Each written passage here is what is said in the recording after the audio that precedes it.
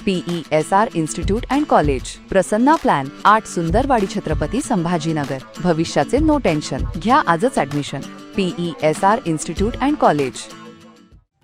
शेतकऱ्यांच्या कर्जमाफीच्या मुद्द्यावरून महाएल्गार ट्रॅक्टर मोर्चा घेऊन प्रहार संघटनेचे अध्यक्ष बच्चू कडू थेट राज्याची उपराजधानी नागपूर येथे दाखल झाले आहेत. त्यांच्या या आंदोलनात सामील होण्यासाठी शेतकरी नेता राजू शेट्टी यांनी देखील आज नागपूर गाठलं. या प्रसंगी माध्यमांशी बोलताना राजू शेट्टी शासनावर चांगलेच तापले असल्याचं चित्र समोर आलेलं आहे. आज महाराष्ट्रातला शेतकरी कर्जमुक्त झाला पाहिजे, त्याचा सातबारा कोरा झाला पाहिजे म्हणून महाएल्गार मोर्चा आहे आणि या मोर्चामध्ये सहभागी होण्यासाठी म्हणून आम्ही महाराष्ट्रातले जवळपास सर्व प्रमुख शेतकरी नेते जमा झालेलो आहोत. आजच सरकारनं आम्हाला बैठकीसाठी निमंत्रित केलेलं होतं, परंतु ती बैठक सुद्धा घाई गडबडीनं काल दुपारी आम्हाला निरोप मिळाला. एक तर यांच्यासारखं आमच्याकडे काही चार्टर प्लेन नाही, आम्ही महाराष्ट्राच्या ग्रामीण भागातल्या कुठल्या तरी रिमोट भागामध्ये असतो आणि अचानक उद्या सकाळी 10 वाजता मुंबईला या, हे शक्य नाही. आम्ही आंदोलनाच्या दिशेनं साठी यायचं म्हणून इकडे सगळी यायला निघालेलो, तो रस्त्यात होतो. त्यामुळं शिवाय माझा सरकारला एक सवाल आहे की आतापर्यंत अनेक चर्चा झाल्या, त्या चर्चेचं फलनिष्पत्ती काय? शेतकऱ्याचा सातबारा कोरा करण्यासाठी म्हणून सरकारने एक समिती नेमलेली होती. ही समिती काळी काय गोरी अजून आम्ही बघितलेली नाही. त्या समितीमध्ये कोण कोण आहेत हे आम्हाला माहिती नाही. त्या समितीने नेमकं काय दिवे लावले हे आम्हाला माहिती नाही. त्या समितीनं अहवाल दिला काय नाही हे माहित नाही. आणि गेल्या अनेक दिवसापासून आम्ही शेतकऱ्याचा सातबारा कोरा करा म्हणून आंदोलन करतोय. किमान बाबांनो तुमचं काय म्हणणं आहे म्हणून तरी समितीनं कधीच तरी आमच्याकडे एखादा फोन करायला पाहिजे होता किंवा आम्हाला म्हणायला पाहिजे होतं तुमचं काय म्हणणं आहे ते आमच्या समितीला लेखी पाठवा. त्याच्यावरनं आम्ही जरा अभ्यास करतो आणि शासनाला अहवाल पाठवतो. कदाचित समितीला असं वाटत असावं की आम्हाला शेतीतलं काही कळत नाही, अशा विद्वान लोकांची ती समिती असावी.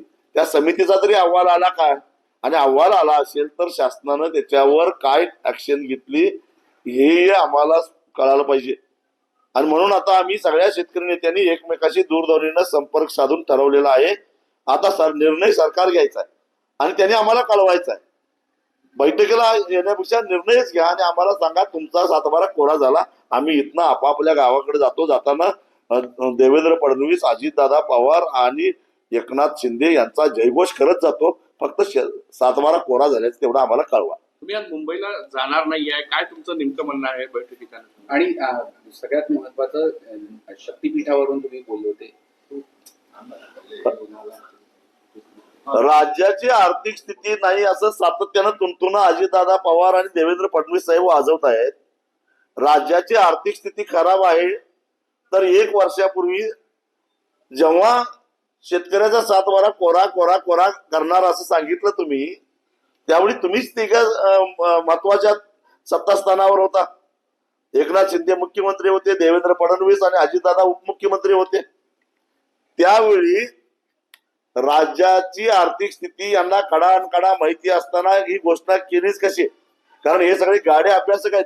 अजितदादांच्याकडे तर 11 वर्षाहून अधिक काळापासून अर्थ मंत्रालय आहे.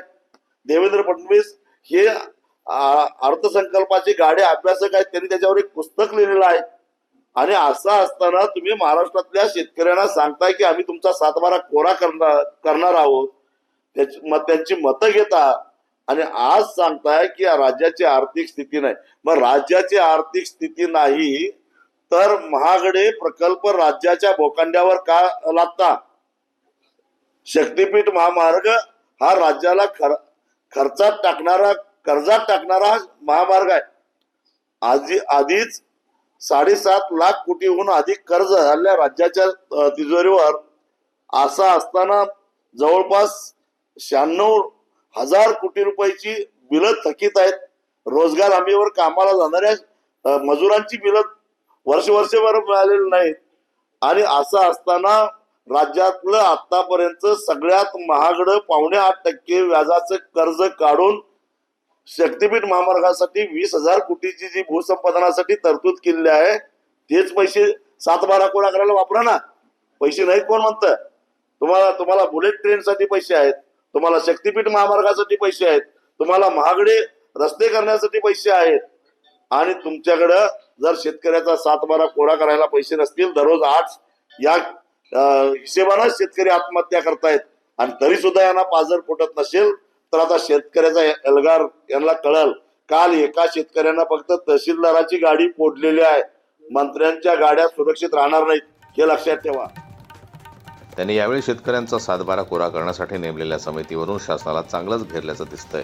ही समिती काळी की गोरी असा सवाल करत राजू शेट्टी यांनी सरकारवर निशाणा साधला. ब्युरो रिपोर्ट, जनमत लाईव्ह न्यूज, नागपूर. मराठी बातम्यांसाठी जनमत लाईव्हला लाईक करा, सबस्क्राईब करा आणि बेल आयकॉनला दाबायला विसरू नका.